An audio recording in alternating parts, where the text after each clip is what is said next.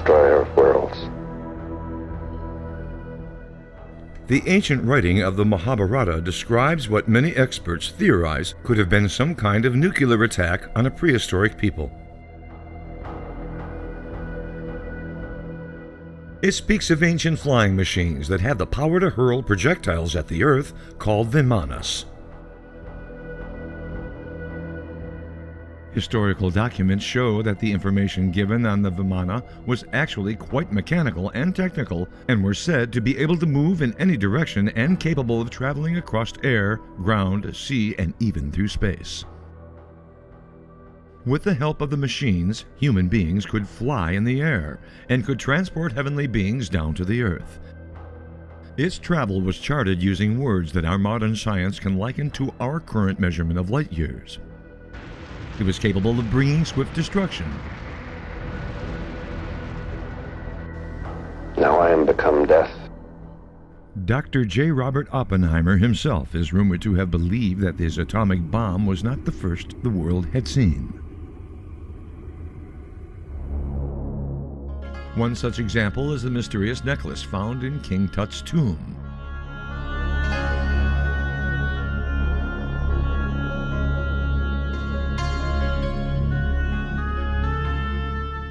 It was glass, and not just any glass, but glass derived from an enigmatic source. After much testing, astrochemists said that the material had been created at temperatures so high that it could only have been formed by a meteor colliding with Earth, except there was virtually no evidence of any meteors or asteroid impacts.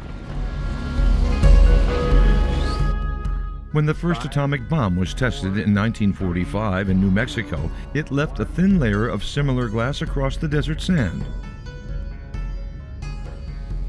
However, the area of glass in the Egyptian desert is vastly bigger. Whatever happened in Egypt must have been more powerful than an atomic bomb. And the stone in Tut's necklace is a souvenir of that explosion. This type of glass is found throughout various deserts in the world and are known as seas of glass.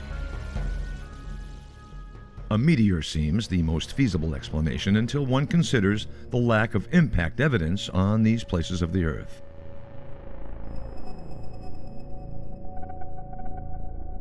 But even more fascinating, the Moon has at least one sea of glass on it as well.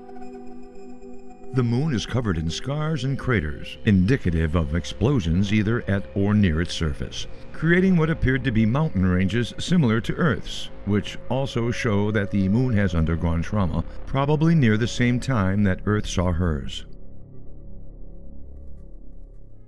In Rajasthan, India, a new living community was built over a 3-square-mile area.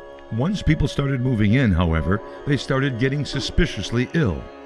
The area was evacuated and the government restricted access to the vicinity. It was discovered that there were inexplicably high radiation levels in a circular shape over the ground with no point of impact.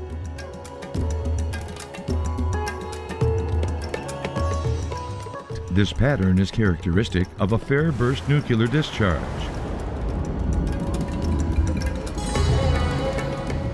What they found at nearby Harappa and Mohenjo-daro really blew their minds. Under the earth was evidence of what appeared to be a nuclear blast dating back between 8,000 and 12,000 years. Archaeologist Francis Taylor said, "It's so mind-boggling to imagine that some civilization had nuclear technology before we did. The radioactive ash adds credibility to the ancient Indian records that describe atomic warfare." The evidence for such activity is located worldwide in the KT boundary layer of ash and clay that covers the Earth on each and every continent and deep beneath the surface. And within this ash and clay are a preponderance of tektites, shocked quartz, and or glassy globules of fused sand or dirt, the kind of which are produced by the intense heat of either a meteor strike or a nuclear detonation. And many of them are slightly radioactive still. This layer also contains a large amount of the extremely rare and prohibitive iridium. So how did the Earth get a substantial layer of it, worldwide, that far beneath the surface?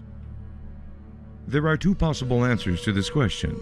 The first is ventured by Frederick Soddy, a former professor of chemistry, physicist, author, and expert in radioactive elements, matter, and energy. On this matter, he stated, "I believe that there have been civilizations in the past that were familiar with atomic energy, and by misusing it, they were totally destroyed." Beyond this, the mysteries surrounding this topic go much further than the Earth.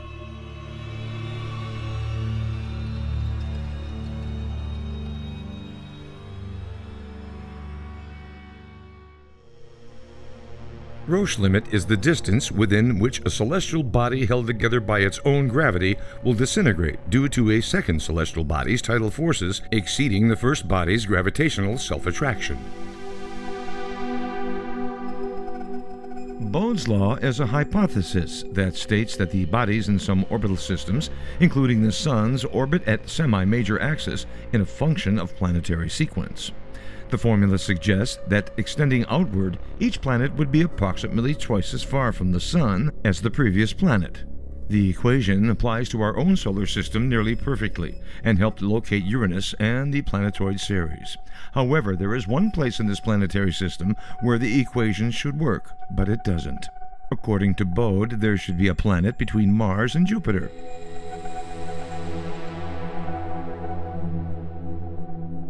Instead, what we find is an asteroid debris field dubbed the asteroid belt.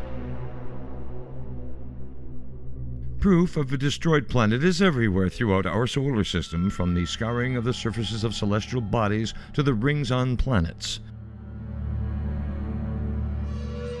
It is manifest in the fact that astral bodies showing signs of ancient vegetation and civilization are now deserted and incapable of habitation. Further evidence in our solar system can be found with comets, as C.K. Quaterman illustrates. Comets provide the most convincing argument in favor of a destroyed planet. Comets cannot date back to the beginning of the solar system because they consist of evolved matter, such as water, which cannot form in the void of space. Water can only form on the surface of a planet with an atmosphere. We live in a solar system that should have 10 planets. The asteroid belt mentioned before is all that is left of this destroyed world. Could it be that both comets and meteors within our solar system originated from the same place? Could it be that the asteroids and dust that remain in the asteroid belt are the leftovers of a violent collision that pulverized a shiny iridium-based planet? The answer to how the Earth got a substantial worldwide layer of iridium beneath its surface might be found in the Bible.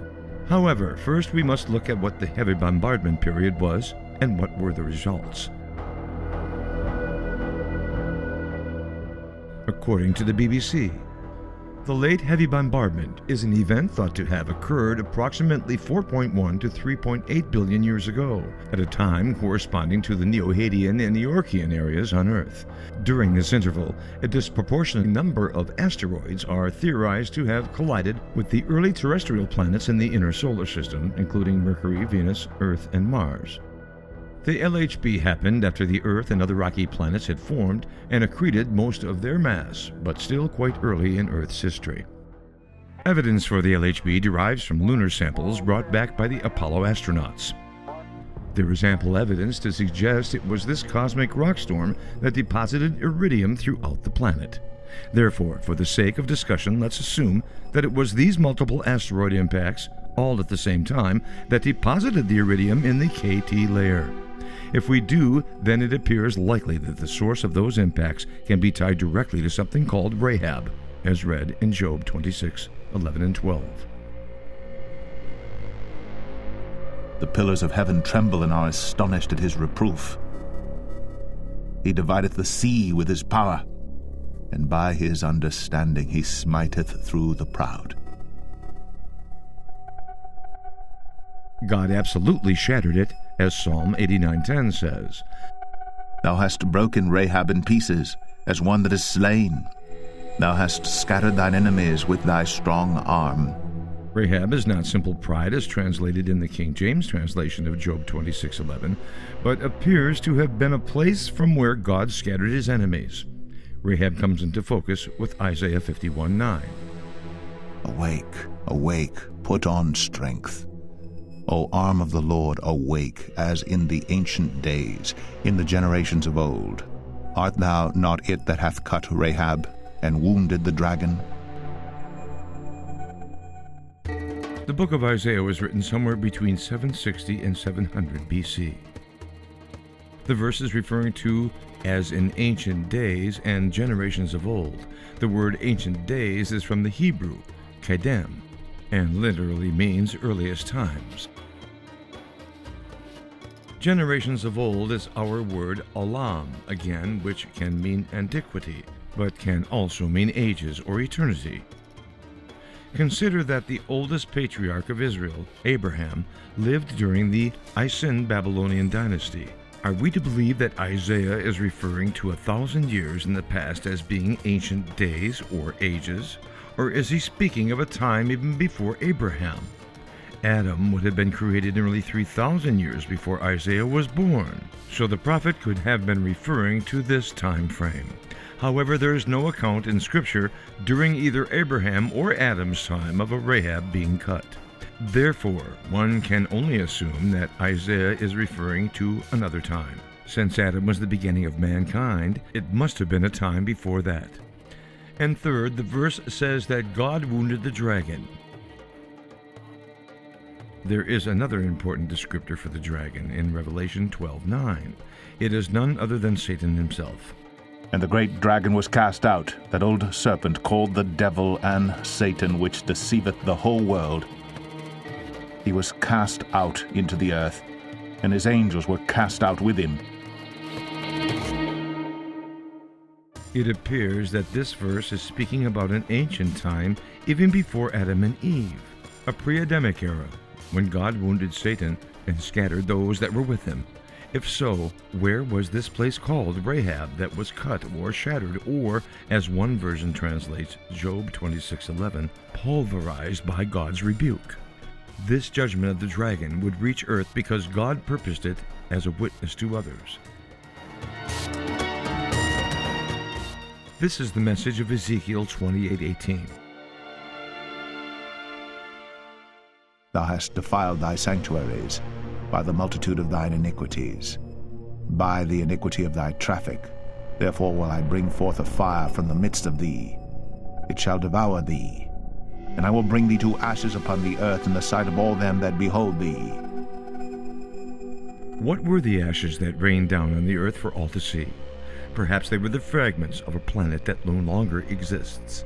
If so, then we can surmise that the place God destroyed because of the rebellious dragon and his followers was none other than the original fifth planet from the sun, Rahab. Just as an expert chess player sacrifices a piece to protect the queen, the solar system may have given up a giant planet and spared the earth. Rahab meant boaster or pride, and was the home of Satan and the fallen angels, and known to be the stone of fire. Remember that the Vimanas were said to bring the heavenly beings down to earth. These interplanetary vehicles surely played a large role in the fallen angels' interaction with mankind, and since Rahab was a planet probably able to sustain life, people may have been taken up to the planet as well.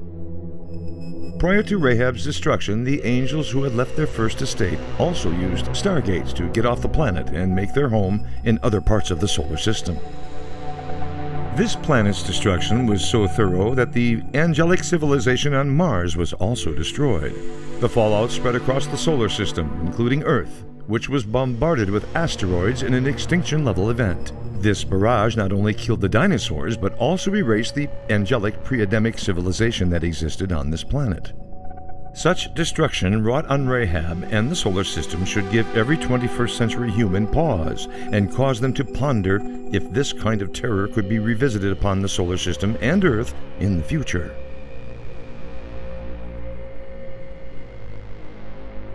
The answer to that question would be a sorrowful yes. It happens at least once every 3,600 years, according to the Sumerians, and we are due.